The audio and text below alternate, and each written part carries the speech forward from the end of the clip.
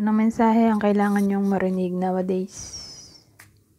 Within 1 week from now, take note na ang reading na to ay pwede ring mangyari agad-agad at pwede ring tumama sa someone na kakilala ninyo. Kung hindi tumama sa inyo, edi baka doon sa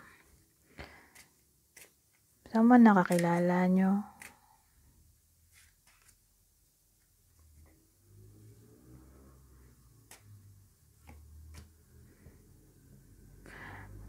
Maging okay daw ang lahat para sa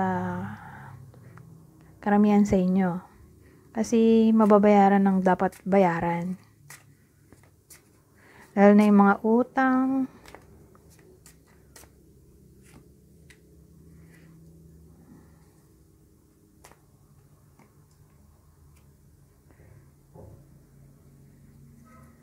Ayusin nga natin. Ganito na lang. Parang hindi siya nag-focus. Yan. Kala ko hindi nag-focus eh. Anong combination pala to? New home tapos spiritual teacher.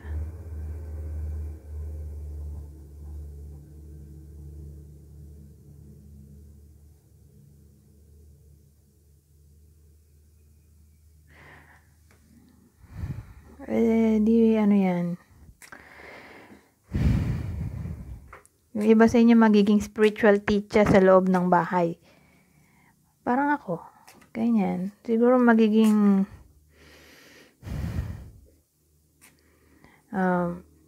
spiritual ang karamihan sa inyo. Within 1 week from now, na para bang nag-aaral sa loob ng bahay tungkol sa spirituality at somehow gusto rin i-share sa iba ang tungkol dito. O baka nga within 1 week from now, makahiligan nyo ang spirituality o baka maging ganito na rin kayo, katulad ko.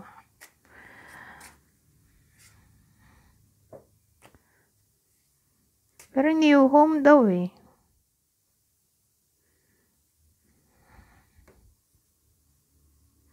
Baka magkaroon ng sariling bahay. Within 1 week. IMG. Who knows? Baka yung iba. Karoon na ng sariling bahay. New home daw eh. O ewan ko, lilipat siguro o maghihiwalay. Kaya magkakaroon ng bagong bahay. Kung maghihiwalay man, yun yung wisdom dito.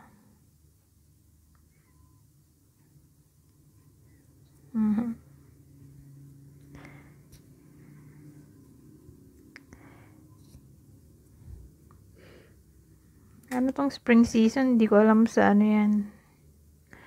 Kalendaryo. Wala naman kasing spring season dito sa Philippines.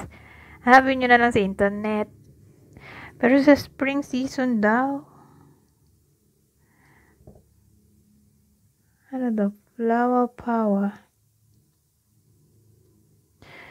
Sa spring season, dito within 1 week from now.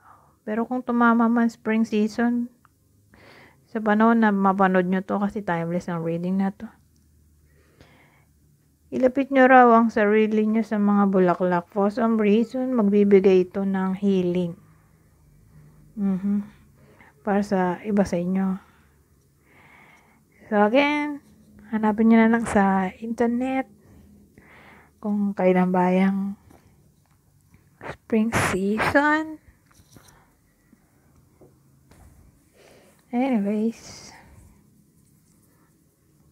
ito tayo sa susunod.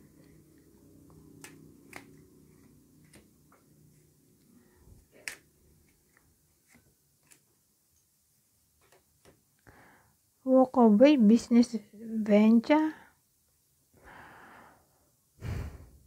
So, ang dating, anything na may kinalaman sa new idea, new opportunity, new career, resignation, wag mo na lumayo sa topic na yan. Kasi sabi, walk away, hindi pa panahon para mag-try ng something new. Okay, when it comes to career, lalo na sa business, huwag mag-take risk muna sa ngayon. Baka pumalpak.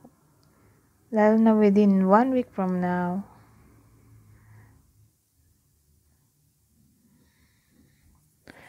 Papatay ba?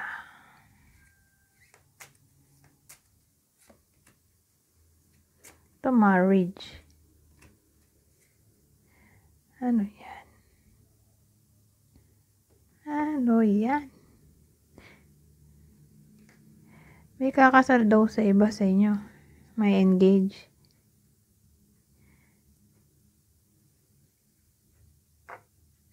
Ngayon, kung kasal na, edi may healing na maaaring mangyari. Sabihin natin nagkakalabuan, nagkakaproblema. Yung mga kasal na dyan sa inyo. Ayan, may healing na maaaring mangyari.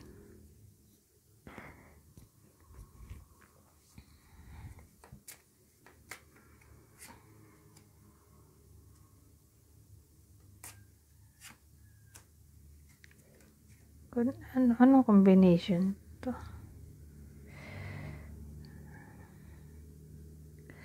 Connect with nature, be yourself.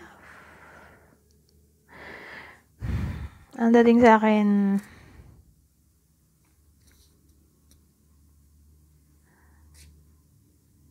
be yourself.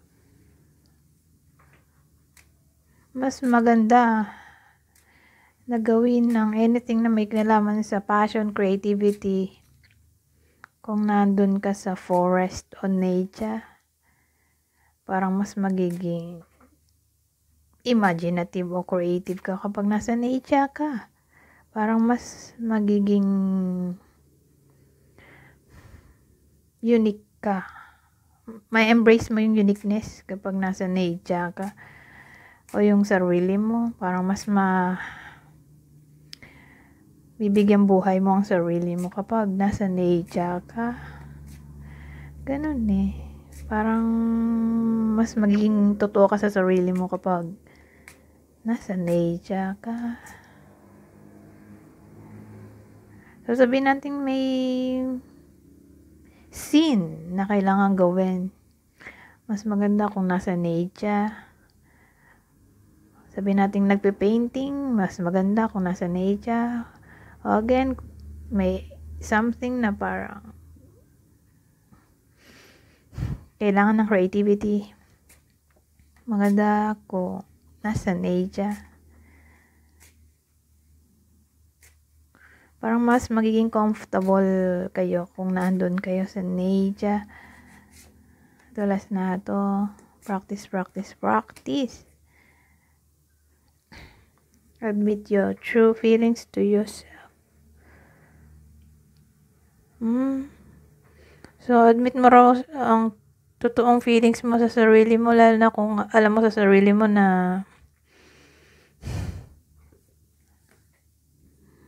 may mga bagay na hindi ka magaling. Na kailangan mo mag-practice pa. Ganun eh.